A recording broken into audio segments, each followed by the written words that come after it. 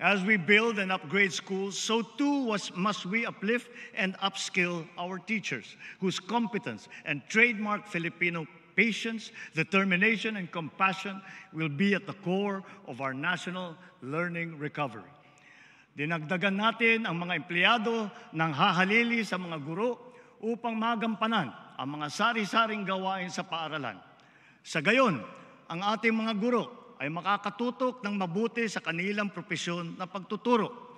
Katuwang ang Kongreso na isabatas na ang Kabalikat sa Pagtuturo Act.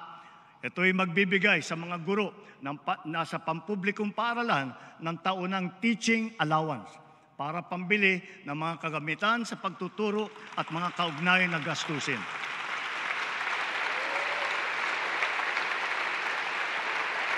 Matatanggap na nila ito simula sa susunod na taon. Meron na rin silang personal accident insurance mula sa GSIS. Makakapaghatid din ng dagdag na ginhawa ang special hardship allowance para sa mga karagdagang public school teacher na masasaklaw nito na nakakaranas ng matinding hirap at panganib sa kanilang araw-araw na pagtatrabaho. At wala na ring utang taging sa mga teacher. Hindi magiging hadlang ang kanilang pagkakautang upang makapag-renew ng kanilang mga lisensya. Bagkus, marapat lamang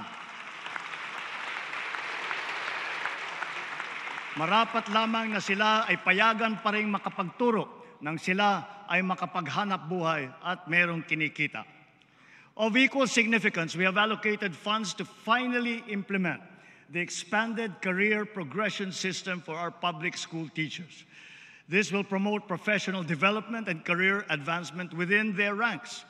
This expanded system lays out two major career paths for our teachers to pursue: the teaching and the school administration tracks, each of which shall have ample career growth opportunities.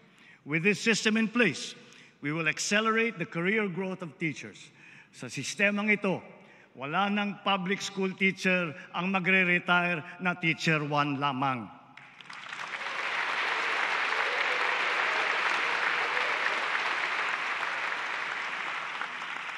Sa madaling sabi, kung talagang ninanais nating maging matagumpay ang hinahangad nating pagbangon sa larangan ng edukasyon, sila, ang ating mga guro, ang dapat nating itaguyod at patatagin.